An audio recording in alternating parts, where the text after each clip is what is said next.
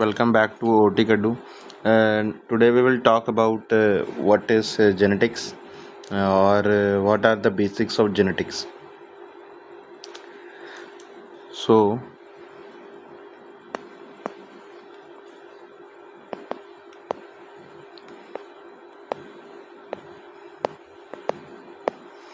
first of all, study of hereditary characters are branch that deal with the study of hereditary characters are called to be as genetics.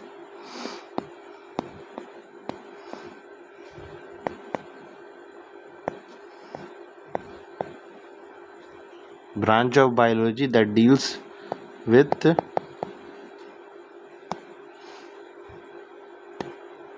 study of hereditary characters is known to be as genetics. ठीक है, तो जैसा कि हम लोग को पता है कि जेनेटिक्स है, हम ऐसे मान लीजिए कि हम कोई जो ऑफ स्प्रिंग है जो वो अपना पेरेंट्स जैसा दिखता है तो उसको तो हम पहले हेरिडिटरी बोलते हैं, और इसका जो स्टडी है ये पूरा जो किस तरीक़ा से वर्क करता है इसको हम क्या बोलते हैं, जेनेटिक्स बोलते हैं। ठीक है, तो जेनेटिक्स की अगर हम बात करें तो कोई भी लिविंग ऑर्गेनिज्म किस तरीक़ा का दिखेगा वो जेनेटिक्स के वजह से ही हमको ये जान पड़ता है। और इसका जो मेन जो चीज़ है जिसके ऊपर ये पूरा तरीका से डिपेंडेंट है वो है डीएनए। तो डीएनए जो होता है इसका full form deoxyribonucleic acid, deoxyribonucleic acid due to the absence of oxygen at the carbon 2। ठीक है, तो डीएनए क्या है? एक पहले तो डीएनए में 4 different types of nitrogenous basis होता है। जैसे कि अगर हम बात करें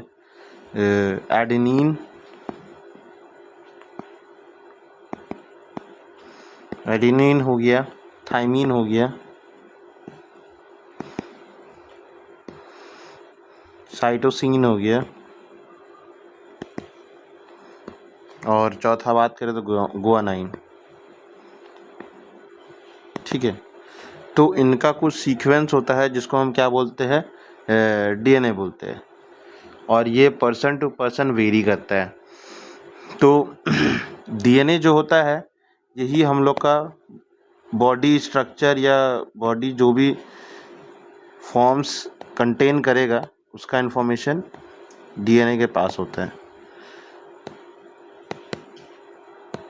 जैसे कि मान लीजिए कोडिंग होता है, उसी तरीक़ा से जितना भी कोडिंग जो होता है एक बॉडी स्ट्रक्चर बनने का वो सब किसके पास रहता है, डीएनए के पास होता है। ठीक है, जैसा कि मान लीजिए ब्लूप्रिंट ऑफ लाइफ है जिसके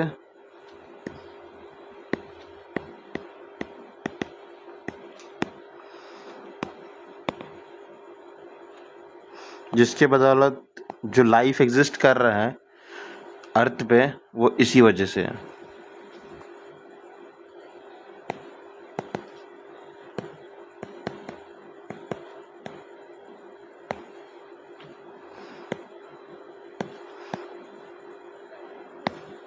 ठीक है, तो अब हम बात करेंगे कि डीएनए कैसा होता है। डीएनए एक डबल हेलिक्स स्ट्रक्चर होता है।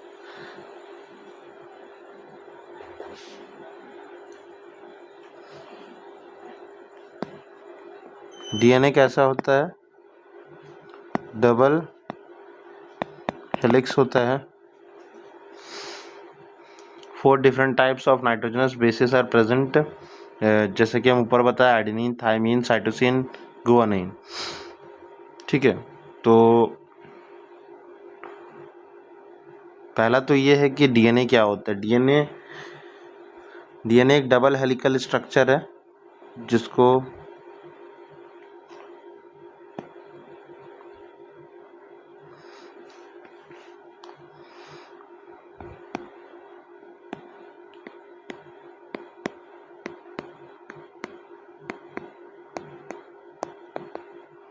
जो कि एक थ्रेड लाइक होता है। ये थ्रेड लाइक होता है और ये एक डिफरेंट अरेंजमेंट या different sequence of nitrogenous base होता है। मान लीजिए कि सिर्फ अगर हम एक सीक्वेंस देख लें, ATGC CTGAC, ये हो गया एक रैंडम सीक्वेंस। ठीक है, तो ये मान लीजिए एक पार्टिकुलर पर्सन के लिए एक अलग रहेगा। इस तरीक़ा से ये अरेंज्ड रहता है सीक्वेंस डीएनए का। अब आगे ये है कि इसको हम क्या बोलते हैं, जब ये खुला हुआ होता है तो इसको हम क्रोमाटिन बोलते हैं। ये जब हिस्टोन प्रोटीन्स के साथ जब ये किया हुआ रहता है, बाइंड किया हुआ रहता है, तब हम इसको बोलते हैं क्रोमाटिन।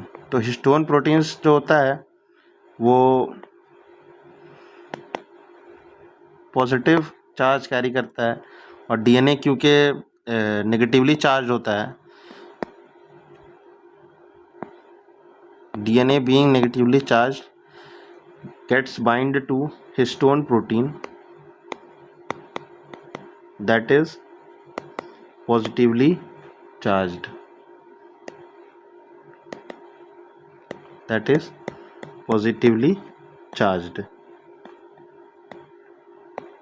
ठीक है, तो बेसिक अगर हम समझे तो पहले डीएनए ही हम लोग का कोडिंग होता है।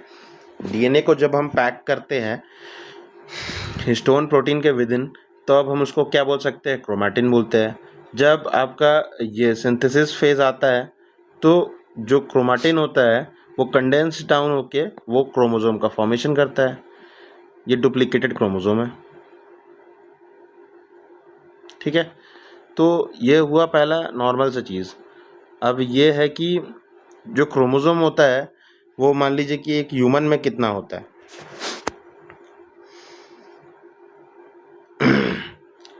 एक नॉर्मल जो ह्यूमन है हम लोग में, इसमें अबाउट 46 क्रोमोसोम्स होता है और may be called it as 23 pairs. ठीक है, तो इसमें से जो 23 जो होता है वो हम लोग फादर से इनहेरिट करते हैं और इससे जो 23 बचा हुआ होता है वो मदर से इनहेरिट करते हैं। ठीक है, तो अगर कोई जायगोट अगर बन रहा है थ्रू गैमेट के थ्रू, गैमेट आपको पता है कि गैमेट के अंदर जो क्रोमोसोम नंबर होता है वो हाफ होता है। Gametes have half of the organisms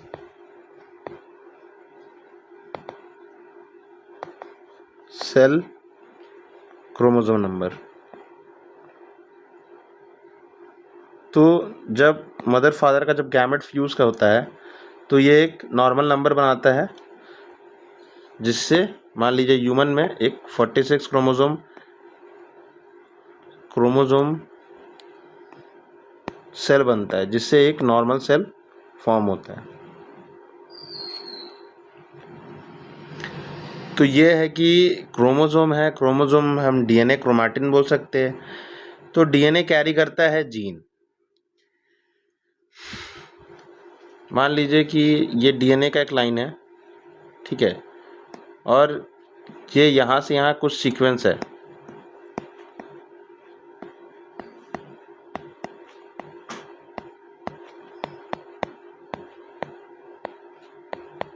एक रैंडम सीक्वेंस है और ये मान लीजिए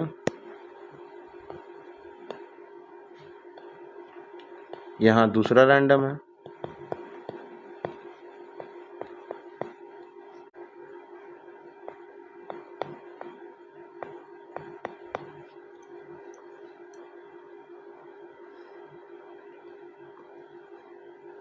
मान लीजिए ये जो ग्रुप ऑफ ये है इसको जीन 1 मान लेते हैं, इसको हम जीन 2 मान ले रहे हैं। मान लीजिए कि ये आई कलर के लिए रिस्पॉन्सिबल है।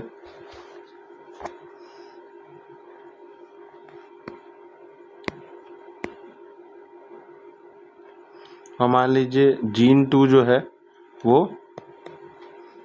हेयर टाइप के लिए रिस्पॉन्सिबल है।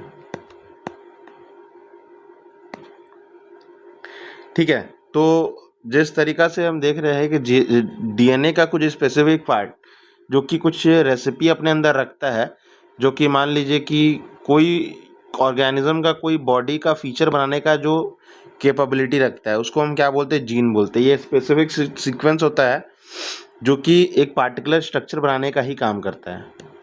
इसको हम क्या बोलते हैं? जीन बोलते हैं। ठीक है, तो अब बात यह है कि हाफ ऑफ द जो क्रोमोसोम्स है वो गैमेट्स के थ्रू हम मदर से लेते हैं, half of the parents father से लेते हैं।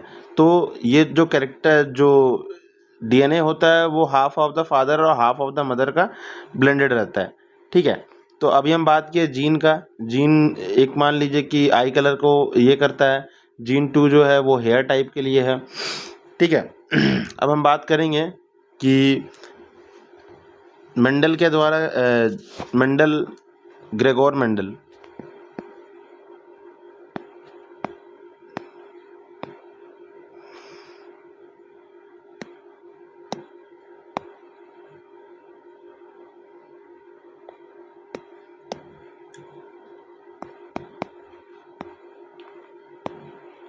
जिसको हम फादर ऑफ जेनेटिक्स बोलते हैं,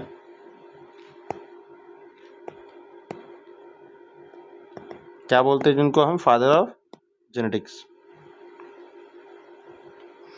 ठीक है, तो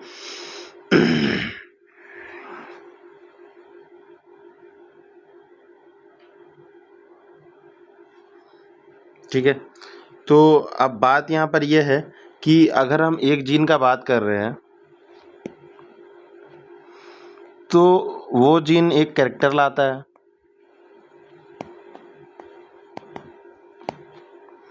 और वही कैरेक्टर दो अलग अलग टाइप बना सकता है, जिसको हम क्या बोलते हैं? फैक्टर बोलते थे पहले। आफ्टर दैट हम इसको अलील्स बोलना चालू कर दिए।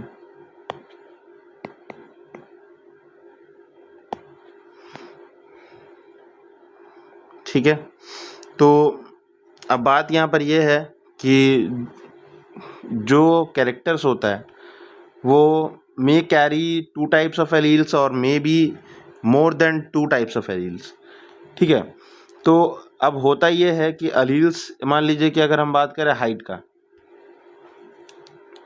हाइट एक हो गया कैरेक्टर, इसमें टॉल हो सकता है आदमी और एक हो सकता है डार्फ। ठीक है, तो अब हम मैक्सिमम जब देखते हैं तो टॉल का कैरेक्टर आ रहा है मैक्सिमम, और डार्फ का कैरेक्टर जो है वो मिनिमम है या बहुत कम है। तो जो मैक्स पे आके गिना, जो मैक्स नंबर में होता है उसको हम बोलते हैं डोमिनेंट, डोमिनेंट अलील बोल सकते हैं, और जो मिनिमम में होता है उसको हम रिसेसिव बोलते हैं।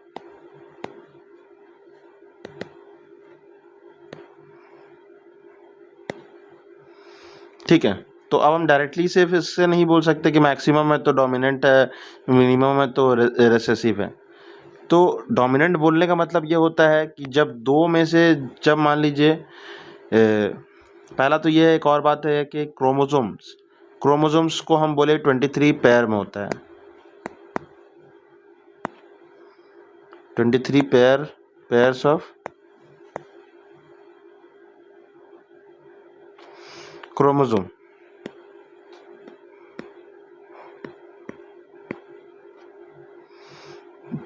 तो बोलने का मतलब है कि मान लीजिए कि ये एक पेयर है, ऐसे करके 23 डिफरेंट पेयर्स होता है।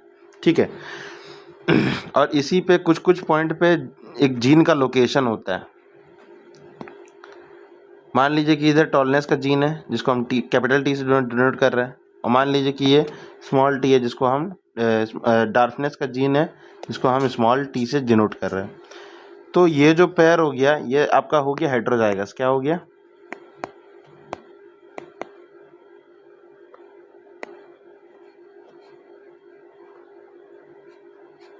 हेट्रोजाइगस टाइप ऑफ क्रोमोसोम्स, ठीक है। तो जिसमें 2 डिफरेंट कैरेक्टर्स कैरी करता है, इसको हम क्या बोलते हैं, हेट्रोजाइगस। और अगर मान लीजिए कि कैपिटल टी जो 2 जगह है और दोनों लोकस पे ही कैपिटल टी है और दोनों लोकस पे ही स्मॉल टी है, तो हम इसको क्या बोलते हैं, होमोजाइगस बोलते हैं, होमोजाइगस, ठीक है। तो अब हम जो बता रहे थे कि डोमिनेंट क्या होता है, रिसेसिव क्या होता है। अब जैसे कि हम देख पा रहे हैं यहाँ पर एक कैपिटल टी है, एक स्मॉल टी है। तो जो कैपिटल टी होता है या कैपिटल, हम फिलहाल के लिए हम ये जान रहे हैं कि कैपिटल टी को हम डिनोट करते हैं डोमिनेंट, क्योंकि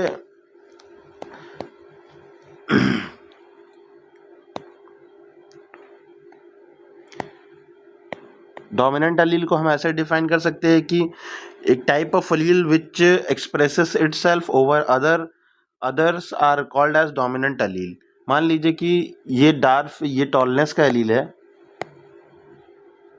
और ये डार्कनेस का है,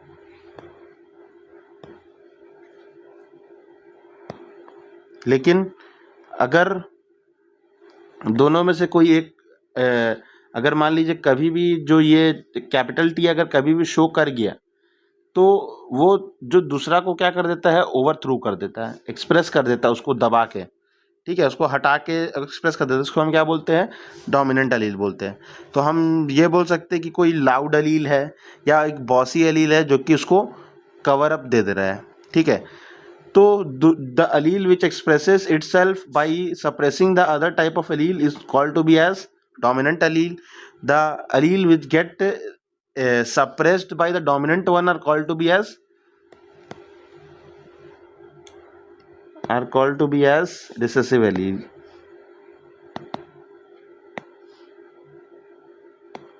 ओके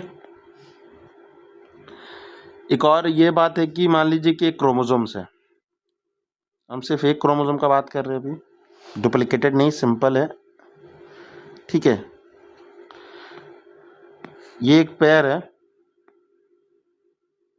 क्रोमोसोम का, ठीक है। तो अब बात यहाँ पर है कि ये स्पेसिफिक सीक्वेंस है,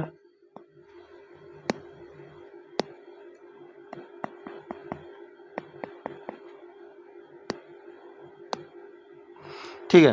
तो अब ये जो पार्टिकुलर रीजन है, लोकेशन का कुछ नाम होगा, ठीक है। तो अब ये जो पार्टिकुलर रीजन है, जो जगह है, जो लोकेशन है, इसको हम क्या बोलते हैं, लोकस बोलते हैं, locus of both the pair of chromosomes. एक पार्टिकुलर लोकस पे जो जीन का प्रेजेंस होता है उसको हम लोकस बोलते हैं, ठीक है। तो मे बी यहाँ पर कैपिटल टी और स्मॉल टी हो सकता है, मे बी यहाँ पर भी कैपिटल टी और स्मॉल टी हो सकता है, जैसा कि ऊपर हम बताया। तो हम यहाँ पर बताना चाह रहे थे कि लोकस क्या होता है, कि स्पेसिफिक जगह जहाँ पर कोई जीन का प्रेजेंस होता है उसको हम बोलते हैं लोकस, ठीक है। तो ग्रेगोर मेंडल जो थे उन्होंने बात किया था पी प्लांट पे। तो पी प्लांट के ऊपर बहुत ये हुआ था, मतलब कि डिफरेंट टाइप्स ऑफ कैरेक्टर्स है उसमें, 7 डिफरेंट डिस्टिंक्ट कैरेक्टर्स देखा गया था पी प्लांट पे। जैसे कि मान लीजिए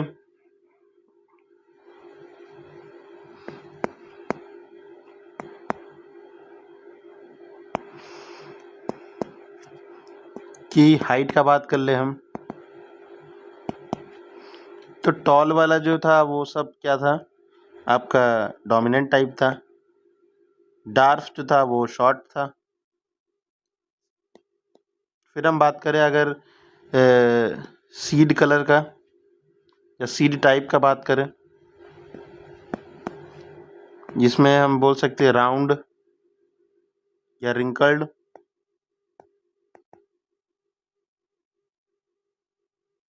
ठीक है। ऐसी आपका लगभग 7 डिफरेंट टाइप्स ऑफ कैरेक्टर्स था। आगे हम बात करेंगे जीनोटाइप या फिनोटाइप। जीनोटाइप का मतलब क्या होता है या फिनोटाइप्स का मतलब क्या होता है, ठीक है। तो जीनोटाइप का मतलब होता है जेनेटिक मेकअप।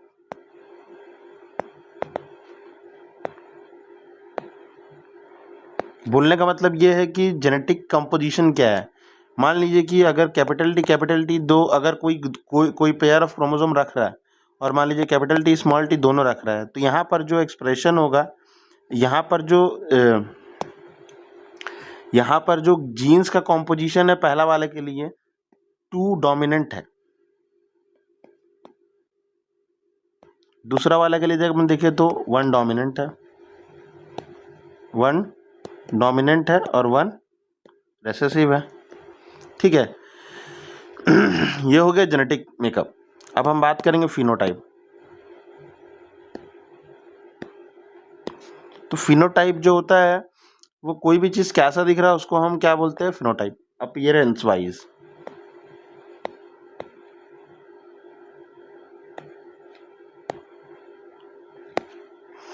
जैसे कि हम बात की डोमिनेंट अलील और रिसेसिव अलील। अगर मान लीजिए कोई होमोजाइगस कंडीशन में डोमिनेंट अलील से प्रेजेंट है, मान लीजिए टीटी, तो ये अपने आप को एक्सप्रेस करेगा एज ए टॉल। और अगर हम बात करें कि एक कैपिटल टी स्मॉल टी है, तब भी ये अपने आप को एज अ टॉल एक्सप्रेस करेगा। और अगर हम बात करें ये स्मॉल टी है, तब ये अपने आप को in recessive condition, in homozygous condition recessive allele expresses itself. तो ये हो जाएगा डार्फ। ठीक है, तो ये हो गया फिनोटाइप। जब कोई चीज किस तरीका का दिख रहा है उसको हम क्या बोलते हैं, फिनोटाइप बोलते हैं।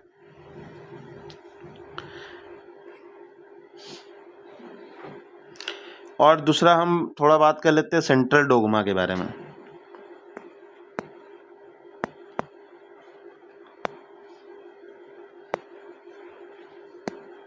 ठीक है, जैसा कि अभी हम बात किए कि डीएनए डबल हेलिकल होता है, डीएनए कोडिंग रखता है अपने अंदर बॉडी स्ट्रक्चर के लिए। ठीक है, तो ये जो स्ट्रक्चर बन रहा है ये किस प्रोसेस के थ्रू हो रहा है वो थोड़ा डिस्कस कर लेते हैं। डीएनए है, एक सीक्वेंस रखता है अपने पास। ठीक है, तो डीएनए जब अनवाइंड होता है, अनवाइंड होके through the process of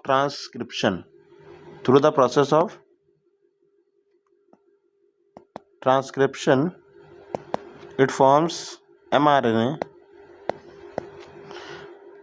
After that, ribosomes get attached to them. Ribosomes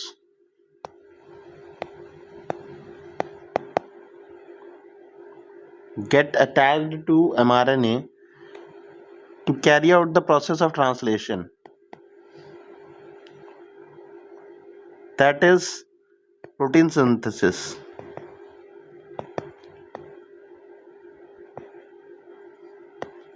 ठीक है, तो प्रोटीन सिंथेसिस जो हो जाता है उसके बाद protein chain different type of structure लेता है, जो कि जाके बॉडी में फिर डिफरेंट स्ट्रक्चर्स बनाने का काम किया जाता है प्रोटीन के द्वारा। जैसे कि हमको वो प्रोटीन के बारे में हम लोग पढ़े कि ये क्या बिल्डिंग ब्लॉक ऑफ लाइफ है। मतलब कि ऑब्वियस सा बात है कि ये बॉडी को या कोई ऑर्गेनिज्म को बॉडी को बनाने का काम करता है।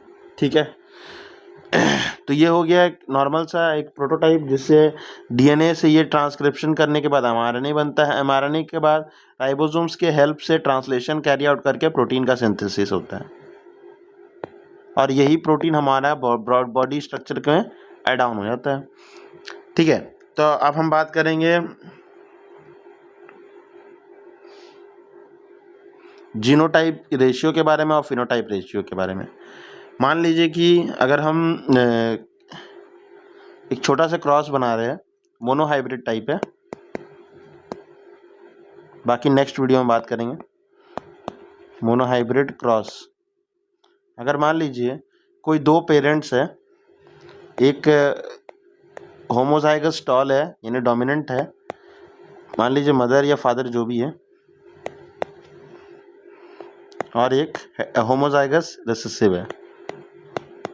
ठीक है, तो अब हम जब क्रॉस करा रहे हैं तो आगे का जो जनरेशन आएगा, पहले हम गैमेट फॉर्मेशन देख लेते हैं।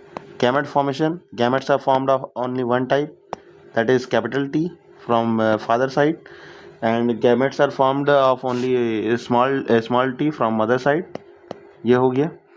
अब हम इसका जब हम ऑफ स्प्रिंग देखेंगे, F1 जनरेशन जब हम ऑफ स्प्रिंग देखेंगे तो ये four types of same genotype मिलेगा मेरे को, जो कि मेरे को फिनोटाइप देगा टॉल का।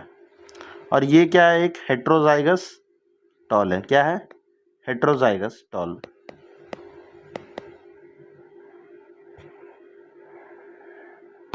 फर्दर अब हम कर रहे हैं selfing.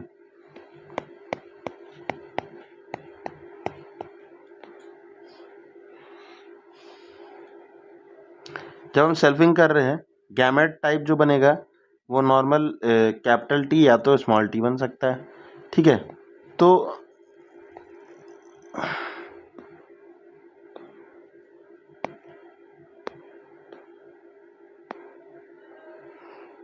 Capital T, small T, capital T, small T.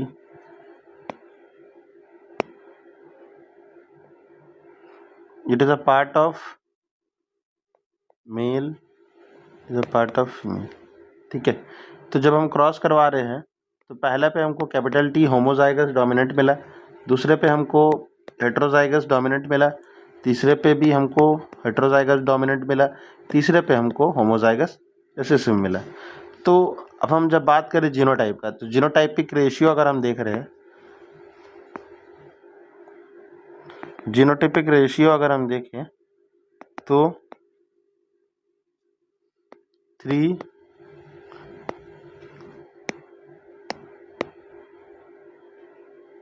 Genotypic ratio अगर हम देखें तो 1 होमोजाइगस डोमिनेंट है, 2 हेट्रोजाइगस डोमिनेंट है और 1 होमोजाइगस रिसेसिव है।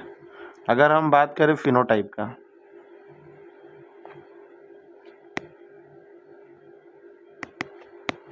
तो हम देखेंगे कि 3 टॉल इज टू 1 शॉर्ट या डार्फ।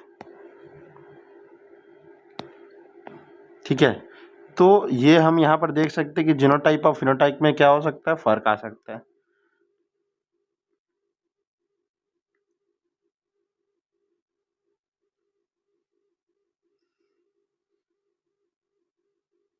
ठीक है, अब हम बात करेंगे कि मान लीजिए कि हम डीएनए का जब हम बात कर लिए कि डीएनए इस तरीक़ा से आपका प्रोटीन बनाता है, ये वगैरह करता है।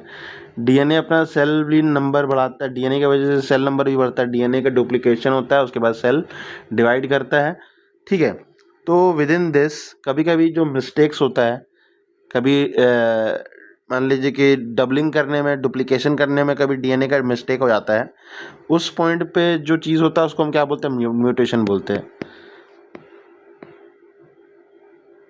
ठीक है, सीक्वेंस में गड़बड़ी आना को हम क्या बोल रहे हैं, sequence of DNA being mistaken is called as mutation. ठीक है, और ये मान लीजिए कि पॉजिटिव म्यूटेशन भी हो सकता है या कुछ हार्मफुल म्यूटेशन भी हो सकता है।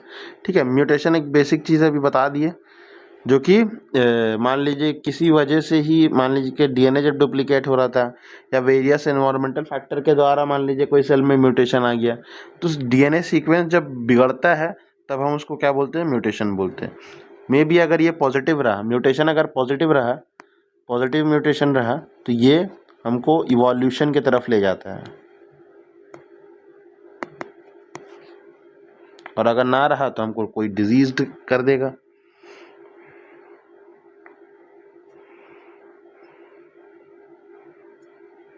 ठीक है, तो बात हमको ये पता चला कि जेनेटिक्स जो है वो 4 डिफरेंट नाइट्रोजनस बेस के कोड पे काम करता है। 4 डिफरेंट नाइट्रोजनस बेस सीक्वेंस पे काम करता है। Genetics work for different nitrogenous bases sequence. और दूसरा ये है कि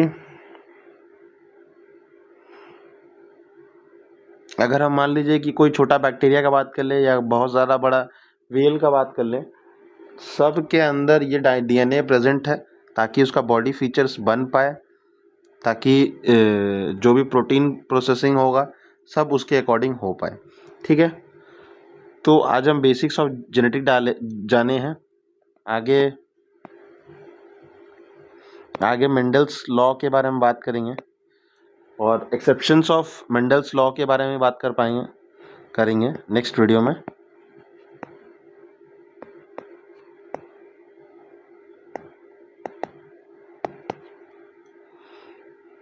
थैंक यू।